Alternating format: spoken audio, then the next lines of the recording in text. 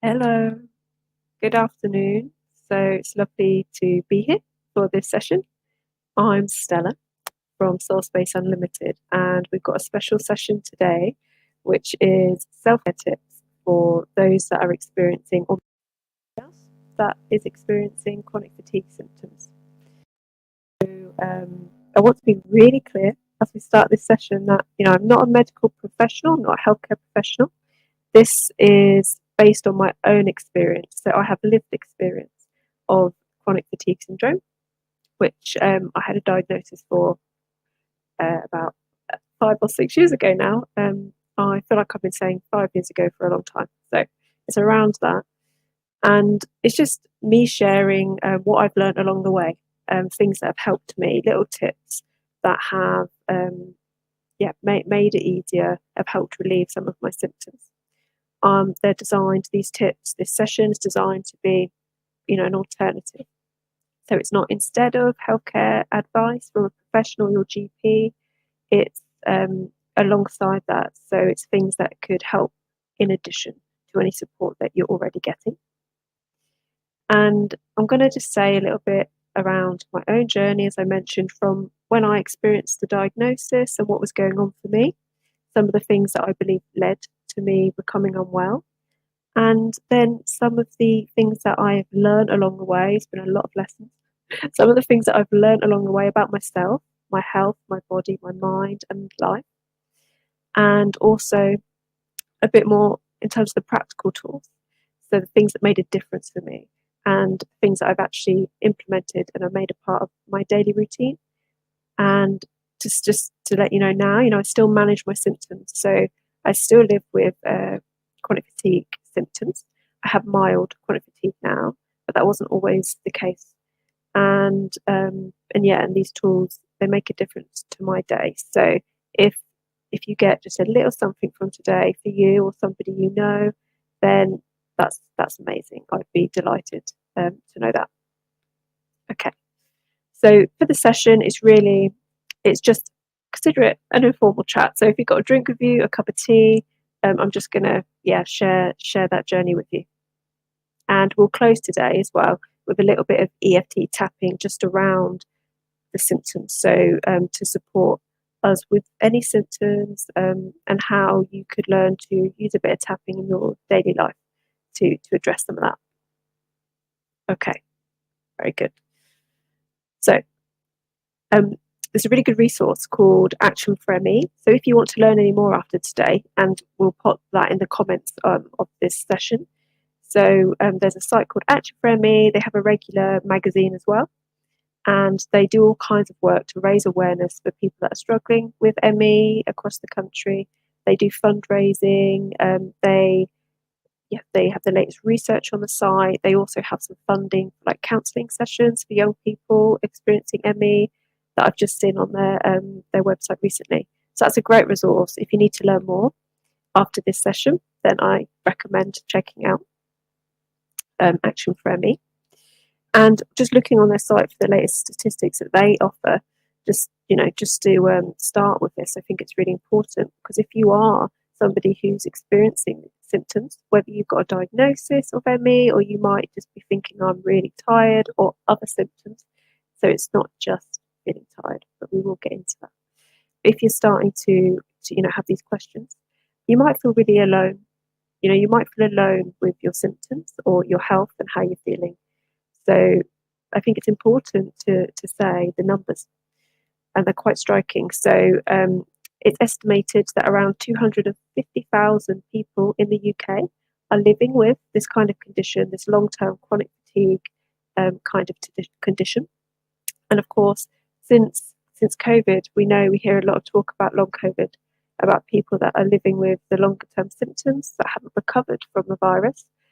So it is raising awareness even more. You might be somebody yourself who's in that situation. If you are, I really feel for you. And those numbers probably are, could be a lot higher when we begin to understand more about how many people are being affected and living with the ongoing symptoms of things like COVID. And 17 million worldwide. So obviously the number is a lot bigger when we consider all of the countries around the world and different situations that people are living with. There's limited understanding and knowledge about ME, but that is changing. So that's one of the biggest challenges I think people experience, because it is a huge, huge challenge. One of the biggest things I think people struggle with, that I've come across personally and with clients that I work with as a holistic practitioner, it's partly not understanding or knowing the exact cause. So there is investigation into it. There's a lot of research going on at the moment to get more answers so we can understand more about what causes these conditions. And there's a lot of hope in that. I'm aware of a study called Decode ME, which is one of the biggest studies and the most recent one is currently going on. I think they're going through all the results at the moment, which lots of people all around the country, possibly the world, but definitely the country, contributed samples, split samples, and they're analysing all that data. So we might, understand more soon. Okay, I'm going to leave the facts and the figures there, but just to say that it affects everybody differently. One person that has a diagnosis of ME, chronic fatigue, they might feel completely different to another person, and there's a wide scale. There's very mild symptoms to very severe. So I want to respect that and acknowledge that some of what I'm sharing today won't apply to those that are in the very severe end of the scale, because obviously they will need more medical attention and they might not be able to put some of these tools into practice. Okay. So the symptoms. I was chatting to somebody who lives with a long-term condition the other day, and we were talking about symptoms, and it's really hard to explain. So you'll know this if you live with symptoms for any health condition, but if you're living with, symptoms like this chronic fatigue, somebody who doesn't experience it will just think you're just a bit tired, just have a rest. You're just a bit tired. Just sleep, sleep it off. And that obviously, as we know, it's not as simple as that. And the chronic fatigue it's fatigue on another level. So it doesn't matter how much you sleep. The resting, you still wake up feeling completely wiped. And it's that sense of not getting the rest, not feeling refreshed, which is one of the most classic symptoms. Very difficult to explain that. Even to explain it to somebody else who has the condition, it's still hard to find the words. So you've got that chronic fatigue symptom. Very often that will come with, physical and mind, symptoms. So you've got the physical, the body might feel really heavy. It might feel, some people describe it like it feels, you wake up with a weight on you. You might feel like you're dragging that body. So you might feel that, and that can vary on day to day. It might be tired, sort of that exertion, that malaise after doing exercise. You might find brain fog is a big one. That's a big one for me. When you can't think straight, it feels completely cloudy. Your memory affects so many things, including maybe our gut health as well. There's thought to be connections there. Anxiety, depression, all of these things, and it can really knock us in many ways. It can knock confidence as well, because it makes it more difficult to navigate the world. But there is hope. There is hope. Like I said, there's these research studies going on, and there is a community out there. So you're not on your own. There will be other people experiencing it too. If you're not already connected, I do encourage you to reach out for that community. And I will be happy to answer any comments, check out how you find this session. So please do let us know. And if I can answer any questions, I'll do my best to, just from the perspective, of a holistic alternative sort of self-care tips. Okay. So self-care obviously is the theme of this session, and the reason is self-care is so important. When I was hit with ME, I was not taking care of myself. I was overworking. I was really busy, very stressed, had a very stressful job. And I was also not very kind to myself. So my thought processes, that inner dialogue we have with ourselves, it wasn't great. I was quite very self-critical, very hard, sort of cracking the whip approach, which I've learned is not good. And there was a lot of things that had happened in my life before that, like, big life events, like a big move, a big change in my life, including my my parent passed away, and it felt quite sudden. So all of these things added up. There's a lot of emotional trauma in there for me and stress, and that's the case for a lot of people. Sometimes somebody gets a virus. You may well know you might be experiencing that, but sometimes it seems to come from more of a stress and emotional stressor, which seems to build up and up and lead to a big crash, burnout. We sometimes call it, don't we? So for me, it was that all of those things going on compounded, and suddenly I found myself too unwell to work. I had to make some big life changes, some big decisions, which I did. So I had to leave my shared house. I had to move in with a parent. I needed to stop working for a while and just rest. And when I took that time, things began to really change for me. It took time, but I found, obviously through resting, my body slowly began to recover a little at a time. I began to do lots of meditation. So meditation was one of the first things that helped me.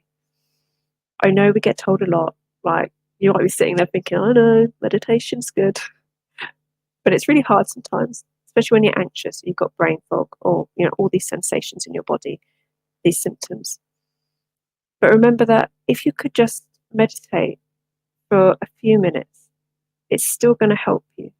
And it is like a muscle. So the more you do it, the easier it becomes. And I had times, I was just lying there, like in the summer, just lying in the garden, unable to do anything much. But I could lay there and put on some nice, relaxing music and meditation and really let myself begin to rest, begin to develop kind of thought patterns. So meditation and hypnosis, I'll say a bit more about that in a moment, are really helpful tools to start to not only help us enter a healing state, which is essential, I think, to that self-care, but to also start to introduce more healthy, kind thoughts towards ourselves and our body. That's a really tough one, because I know when you feel unwell, you've got these symptoms, you could be mad at your body, at yourself. There could be all kinds of stuff going on. So if we can help ourselves to begin to develop kinder attitudes towards ourselves, we have thousands and thousands of thoughts a day. And if we can make those kinder, that's going to really help us and our system to enter that healing state more often. It's kind of like getting on your own side. And it's okay if you're not there right now. That's okay. It took me a long time to get there. But introducing meditation, just using an app, finding one of those free apps out there, or maybe you can find YouTube, something online, or some wonderful meditation sessions on the Virtual Village Hall, I'm sure, that would be out there, some relaxation stuff. You can invite that into your life more and make it part of your daily routine. So part of that, as I said, is a healing state. So this is one of the biggest lessons I found. Healing state. I'm just going to keep saying that, because when our body is really unwell, we are often not in a healing state. So we might be in fight or flight. Our system might be really tense. We've got all this anxiety going on. Something obviously isn't right in our system, in our body, our mind, our body, our nervous system. And whether that has been what's led up to us developing this condition, whether that's anxiety that's come out of living with these symptoms, it's unique for all of us. We're all different. Your situation is unique to you. But entering that healing state is going to help you kind of get out of your own way, so the mind can kind of be put to one side and the body can just let go and relax, let go of some of that tension. Just because we're resting, just because we're sitting there not doing anything, resting, it doesn't mean that we're in a truly resting state. That was something I really found. So you might be able to relate. Sometimes when we are laying down, laying still, maybe living with a long-term condition, it's because we have to. We don't have the energy to move. Your mind might be going, going, going. You might be worried about stuff. You might be worried about your health or the things that you want to do. You might have all of these thought patterns. And they may be stopping you from really resting the mind and the body. I'm sure you can relate, or hopefully you can imagine, when you just feel that peaceful feeling. So you just, maybe if you've ever had a massage, or you have gone to the beach on a really nice day, or you've had a hug with somebody that you really care about, these feelings that help us go, ah, and just feel calmer. That is a sign of that healing state. So don't assume just because you are doing nothing that you are really truly resting. You may need to add in some extra tools to help you to enter that healing state. So as I say, meditation is one. Obviously, there's lots of research out there about meditation, so that's a great one. And hypnosis I touched on, but I haven't gone into, all for similar reasons. Hypnosis is a really good tool. I trained as a hypnotherapist, during my sort of recovery process journey that's ongoing. And I now am a clinical hypnotherapist, and I use hypnosis recordings sometimes every day. If I'm feeling particularly tired and having a flare up, I'll use a hypnosis recording, because what it does for me is it allows me to rest. It's kind of like a nap without going to sleep, because if I sleep, then it will throw my whole routine off, which will affect my symptoms. I need to be able to sleep at night time, so I can't nap personally. That might be different for you. But a hypnosis recording, I'll listen to that and I'll get that deep state, that rest state. So I will always come out initially feeling tired, but then I'll feel a bit better. That's been a great tool, a game changer for me personally. And learning to give myself that time. So again, I don't know where you are personally in your health journey, but you might be somebody that is still able to do things. You might be working a bit, you might be managing your symptoms, opposed to having to, just rest every day. And sometimes we can get caught in the doing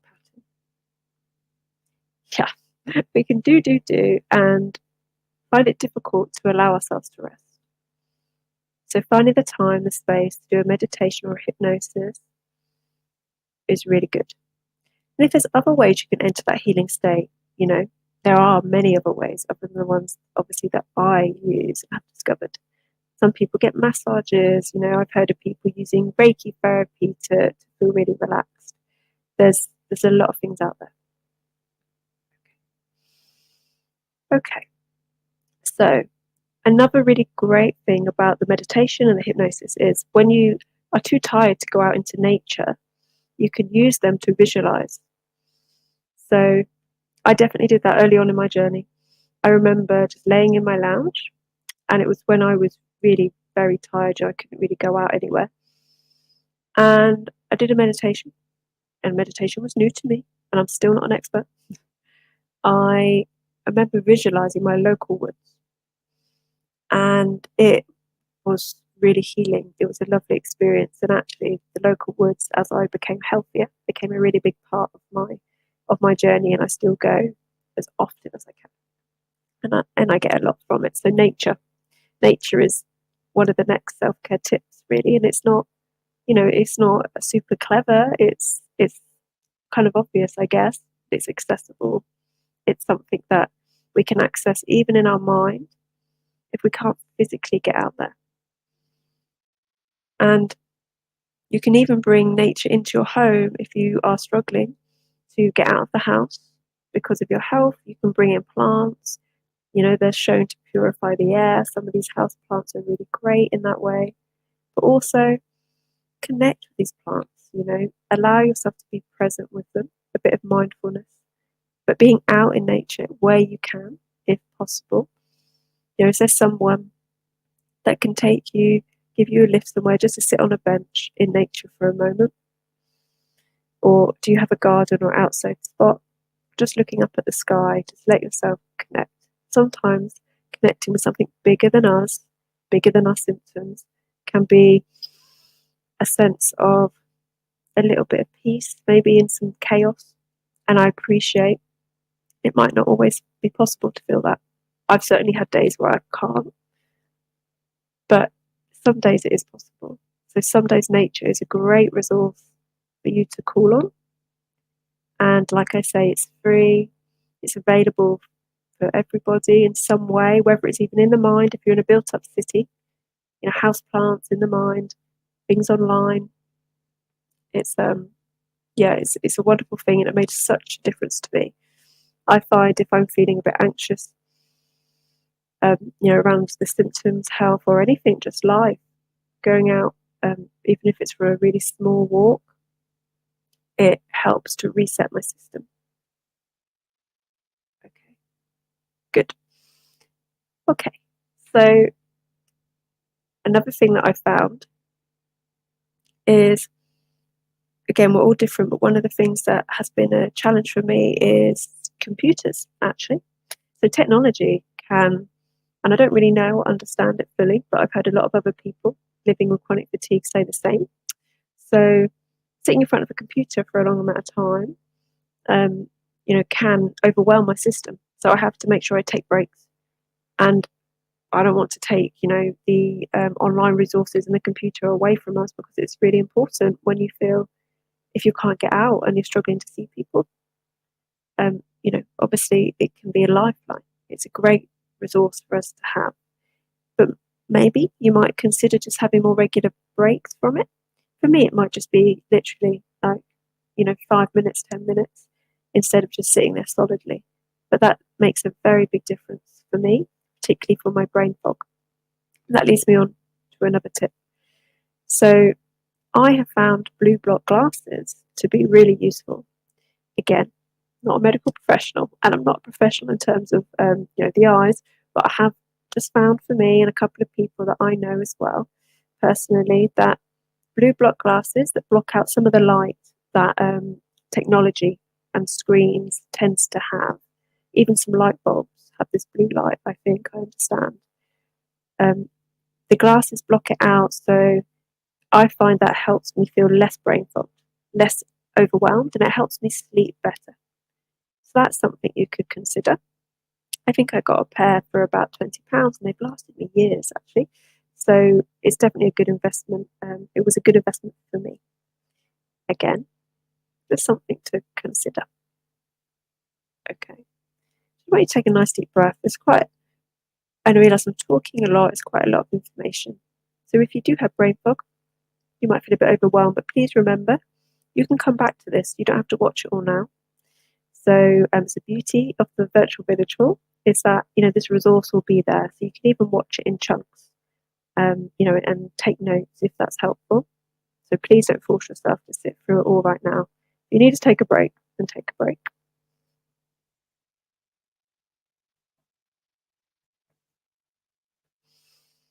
Okay.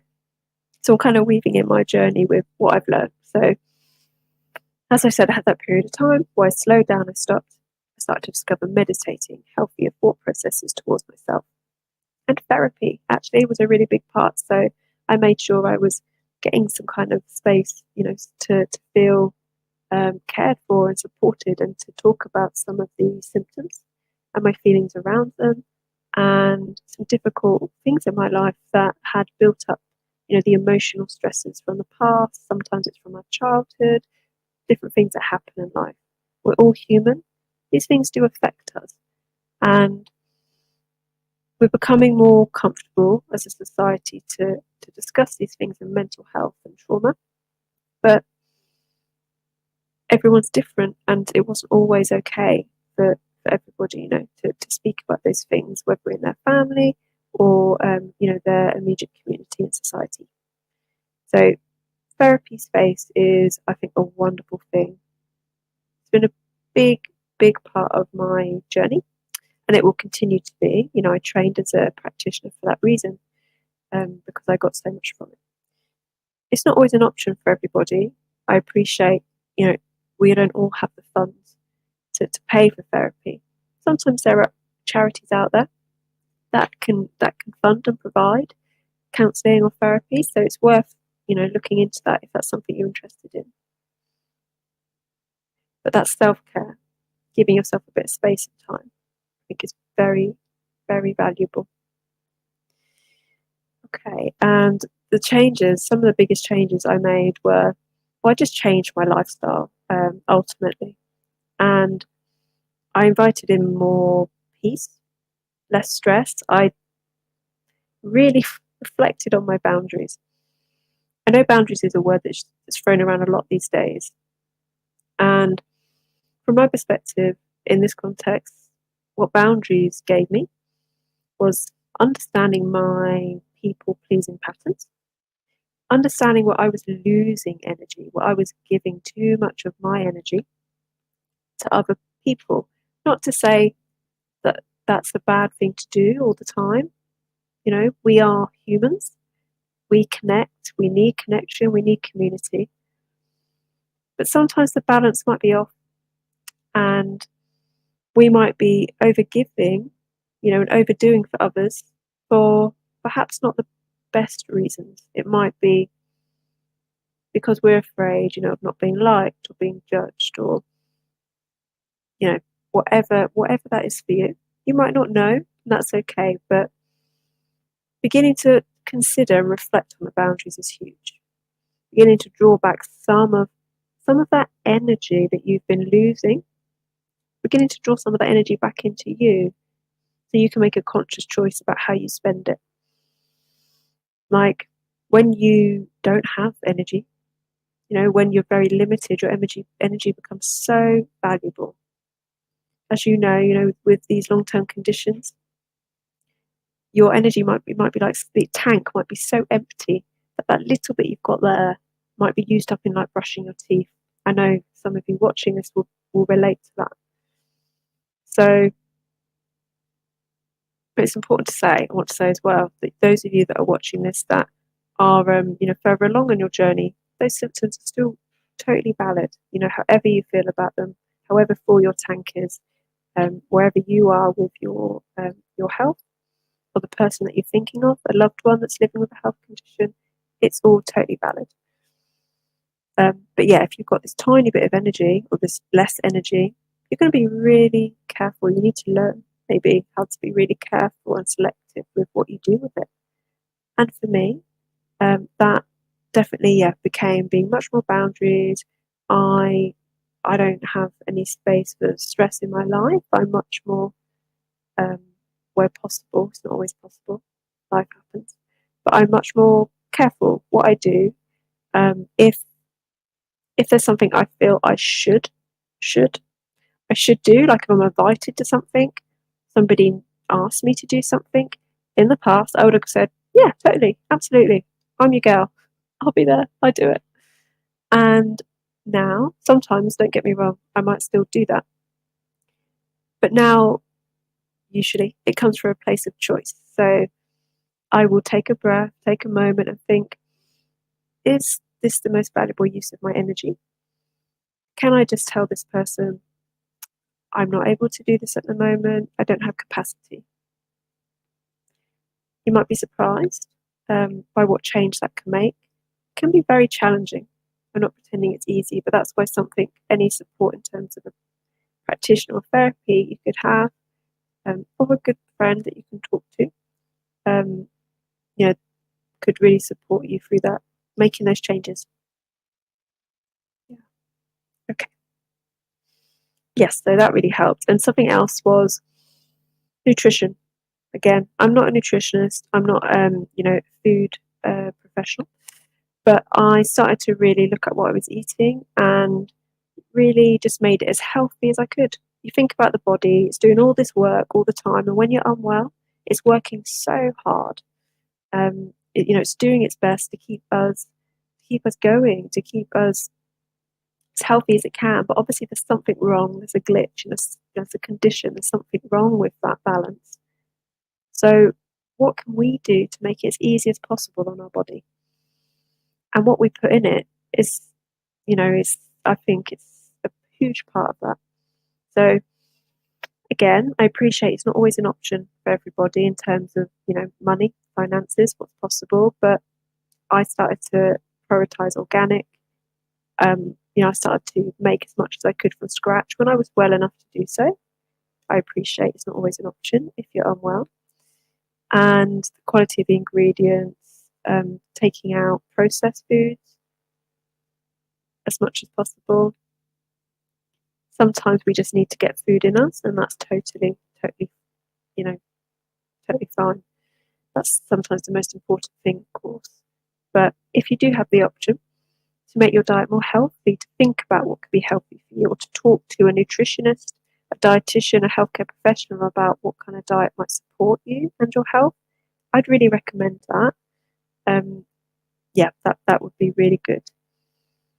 So some people say, don't they, food is like medicine, and I certainly have found that that's been a part of my healing, and a way that I feel empowered to take care of my health.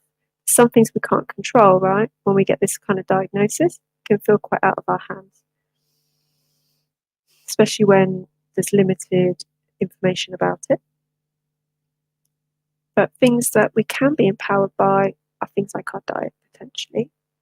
So that might be something you want to explore. Maybe you are already, but it's always good to reflect a bit more if you can. Yeah, on the topic, I'm just looking at my notes, it's really important I remember this bit. On the topic of diet and nutrition, again, you can speak to a healthcare professional about this. There's the gut health. There's growing research around the connection between our gut and our health, the immune system, all of this stuff. So sometimes, there's further work along those lines of healing our gut. They say the gut's a second brain, don't they? And we're learning lots more. But we're just, I think, at the tip of the iceberg. But again, exploring that gut health, things that I can do to take good care of my gut health, like probiotics, etc., have helped me. So we're all different. Consult somebody, your GP, if you wonder about these things. It might be an avenue for you to explore. But you might be sitting there thinking, you feel so unwell that it's not going to make a difference. And I totally hear you. I really appreciate what you're saying, and that's understandable. It's really understandable to feel like that. There's lots of different options out there, and not all of what I say will resonate for you. Some of it might, and just trust that, as if you can, just sort of trust where you are. We can get overwhelmed by all the advice and options out there. So it's good to be open to trying different things, but it's also good to listen to you maybe and what you feel could work for you, what you'd like to try. This is just what's worked for me. And the mind-body connection. So we're learning more and more about the mind-body connection, and through my training as an emotional freedom technique practitioner, tapping practitioner, and as a hypnotherapist, and also a Qigong Tai Chi for health instructor, I have just really learned a lot about the mind-body connection, and there is no separation. So you remember talking about the thoughts in our mind, having kind of thoughts. Those thoughts are connected to our body.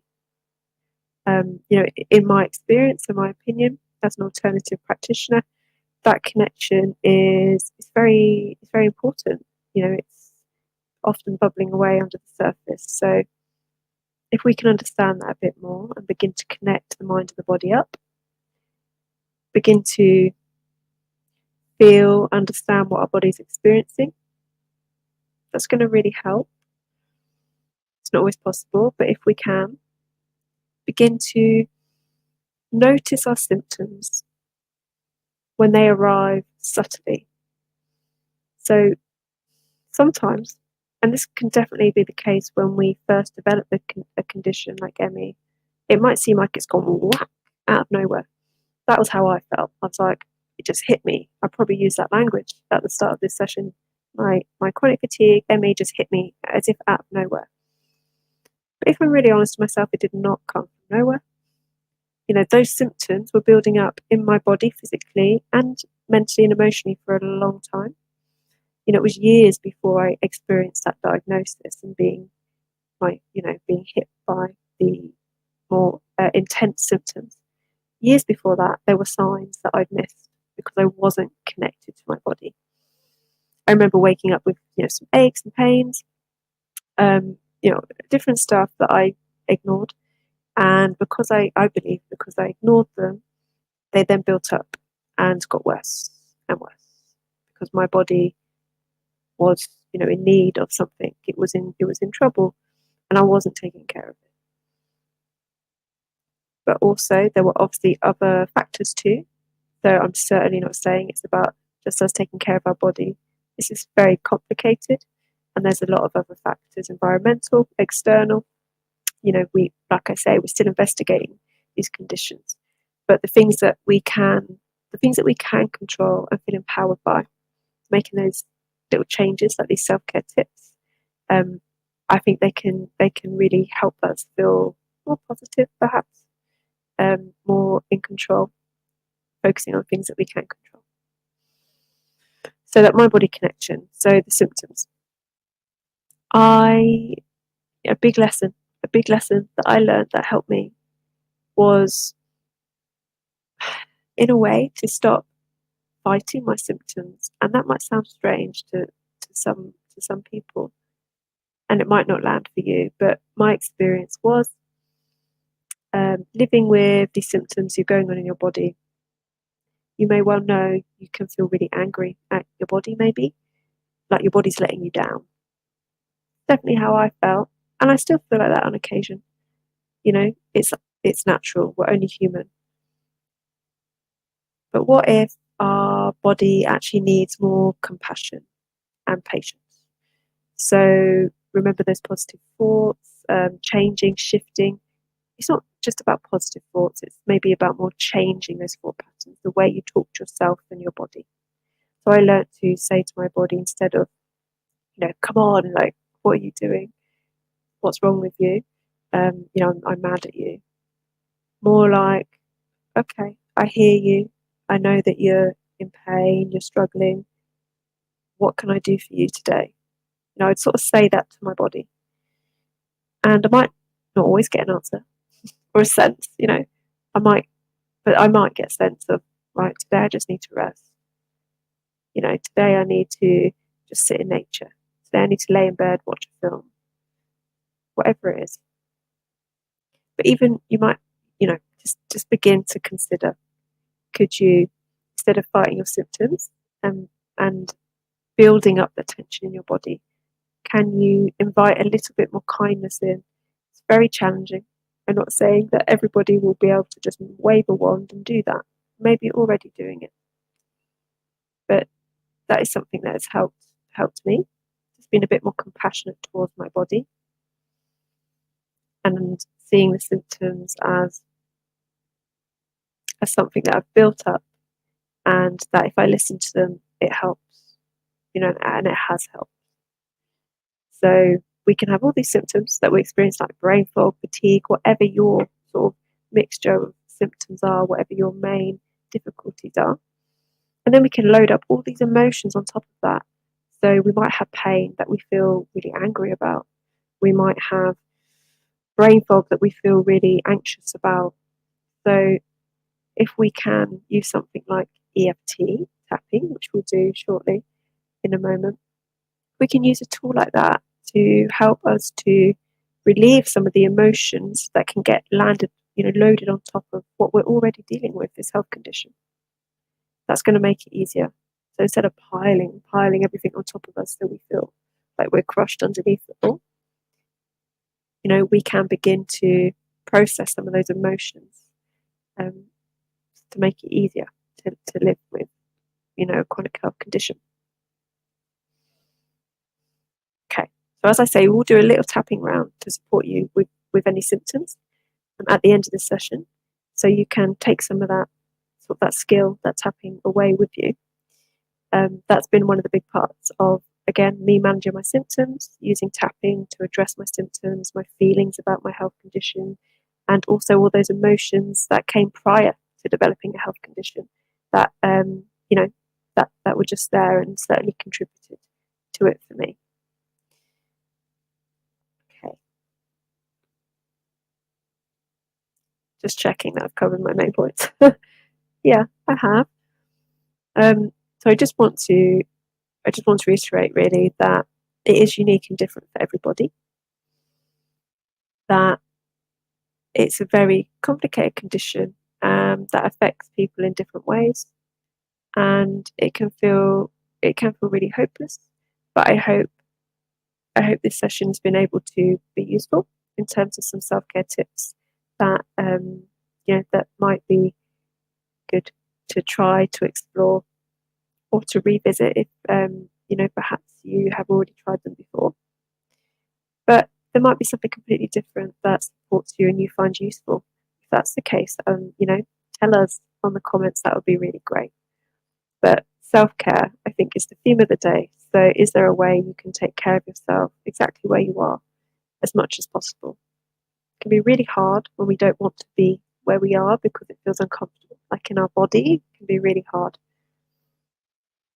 Meditation, hypnosis, EFT tapping, kind of thoughts to ourselves, just beginning to open the possibility of these changes, just a few percent. You don't have to, do all of this. It might feel overwhelming. You don't have to make all these changes overnight. It took me a long time to develop a different lifestyle that was built on self-care. And I acknowledge my privilege in being able to do that. It's not possible for everybody. But that has built up a pattern, a daily practice over the years. So I introduced little things, over time, a few months doing meditation. It took a while for that to become a daily thing. And then I introduced maybe changing some of my diet. So you don't need to do it all at once. It's really important to be clear about that. Tiny steps. Tiny steps are huge when you are living with this kind of condition. So I'm sure you're doing so much better than you realise. And we're just going to explore some of that with some tapping. Okay. So we're just going to do a quick tapping round, EFT tapping. You might have joined a session with me before. You might be brand new to tapping. So we'll just go through some tapping points. EFT is emotional freedom technique. So like it says, it's helping us to release some of these blocked emotions. It's an energy psychology, and there's research, it's evidence-based. There's research that shows it helps us to relax. It reduces stress, cortisol. And we know stress, chronic stress is really toxic, and it's often connected to long-term conditions. So yes, that'll be really good for us. But we're also going to acknowledge some of those potential symptoms, some emotions we might have about them, and to see if we can bring in a little bit of acceptance about where we are. Okay, so just make sure you've got some water with you if you need it. And again, you don't need to do this all at once. You could come back to this part later. There's no rush. So we're just going to start by tapping the outside of the hand. And I just want to check in. I just want you to make sure that you are comfortable and resourced to take part in this little tapping session. So we're going to do quite a general session. But if you're feeling quite emotional by some of the stuff that we've discussed, which, really would be very understandable. We're talking about health, we're talking about big challenges. You might decide that it's better to do this maybe another time, or to wait and work with a practitioner, one-to-one. Don't force it. Check in, see how you're feeling. And if you feel okay to proceed with a little bit of tapping, then join me. So take a nice deep breath. Just repeat after me. Even though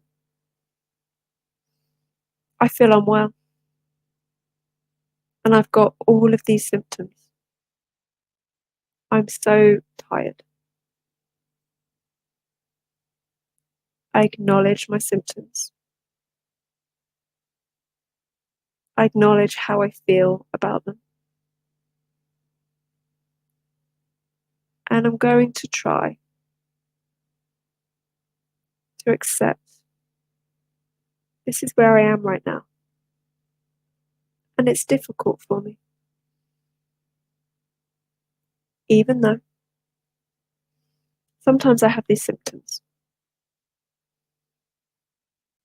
Sometimes I feel so tired. Sometimes it's really hard living with a chronic health condition. Right now, I acknowledge this, my symptoms and my feelings about them. And I'm going to try to be kind to myself and my body. Just want to say, if you notice resistance to that, it's okay. It's okay. If you have resistance to that kindness towards yourself and your body, remember we're saying I'm going to try. So you don't need to believe it 100%. Even though I have symptoms, I'm so tired, foggy, achy. This is really difficult, living with these chronic symptoms. Right now, I acknowledge these feelings and these symptoms. And I'm going to try to be a bit kinder to myself and my body. It's not easy, but maybe I'm not on my own. And I'm going to remember that right now. Maybe other people feel like this too. Top of the head, nice deep breath. My symptoms. I'm tired. Inner eyebrows. I'm tired of being tired. Outer eyes. All of these symptoms. Make sure you keep breathing. Nice deep breaths under the eyes. All of these symptoms. Under the nose. Tired. Anxious.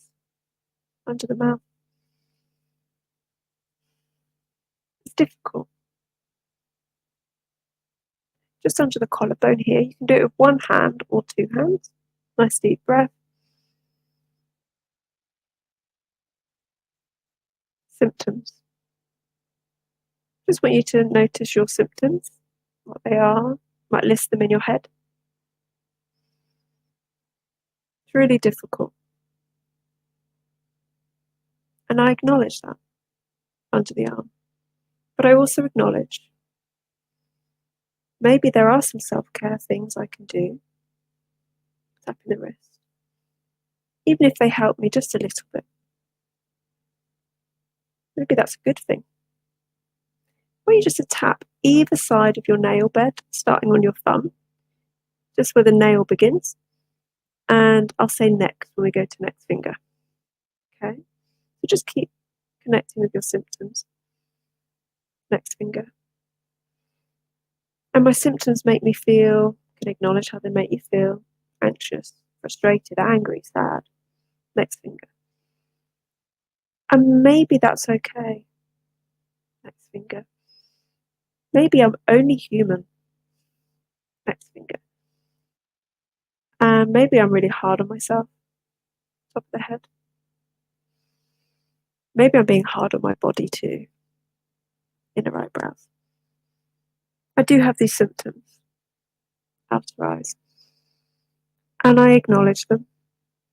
Under the eyes. I acknowledge that it's difficult for me.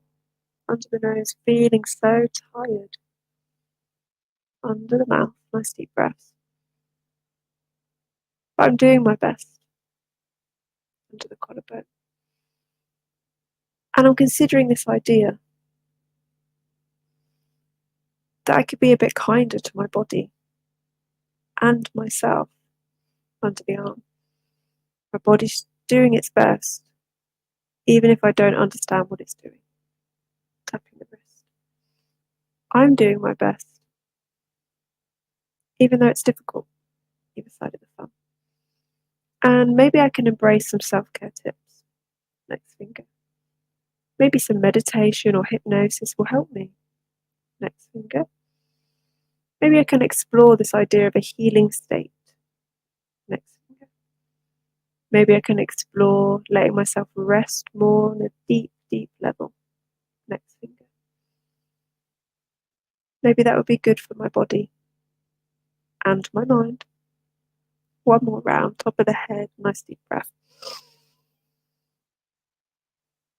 It's really difficult sometimes in our eyebrows, but maybe I'm not alone with this feeling. Outer eyes. Maybe there are some small things and big things I could do to help myself under the eyes that can help me feel empowered under the nose. Maybe I could be empowered to make some changes under the mouth. And maybe those changes are just tiny, tiny things under the collarbone. Like visualizing nature more often, helping me feel relaxed. And maybe this won't fix this challenge that I'm living, but maybe it won't make it worse under the arm. Maybe it could help me feel a bit more hopeful and relaxed. Tapping the wrist. Maybe it could help me feel more relaxed and calm. Either side of the thumb. Maybe my mind and body can enter that healing state more often. Maybe I can acknowledge that this is really difficult. Next finger. But maybe I'm not alone in feeling this way. Next finger. Maybe there are some small changes I could make. Next finger. Like being a bit kinder to myself and my body. Even if I may have some resistance to that. Maybe I can acknowledge that too. Okay. Nice deep breath. Just, if it's comfortable, pop your hand on your heart. Just take a nice deep breath. And just notice how you feel. How your body feels. And if you can soften and let go of any tension, just a few % more. Just let that happen. Remember, just a few % of softening your body, letting go of some of that tight hold and that tension that we often get when we feel unwell, in this state of chronic illness and symptoms. Just checking in, breathing and softening that 1-2% or even more is really, really powerful. Okay, well done. So with the tapping, you might have had different emotions come up. Please know that's okay. It's a good sign. Just make sure you take care of yourself. So drink plenty of water to help that healing process. If you've had anything come up from that tapping that you want to sort of explore a bit more, I encourage you to reach out to somebody to support you, like a therapist, a professional. If you want to, anything's come up today that you want to reach out and discuss with your GP or a healthcare professional, I really encourage you to do that. But just know that, there are a lot of challenges around this, living with a chronic health condition. And it can be very confusing and overwhelming. So my experience is making small steps a day at a time, consistency where possible. That journey's, as you've sort of got the picture, it's taken me around 5 years to get to this point, and it's different for everybody. I'm very lucky. But yeah, know that there is a community out there. I mentioned Action for ME. It's a good resource for you to check out. You can order that magazine. There's different communities you can connect with. If you've got any questions or comments about this session, do let us know. We'll look over them, we'll check them out. Take good care of yourself where possible. And yeah, see if you can enter more of that deep healing state. Thanks so much for joining me today. I'll be popping back up on Virtual Village Hall soon, I'm sure, with a Qigong or a focused EFT tapping session. Okay, take good care of yourself, and yeah, I wish you healing and rest.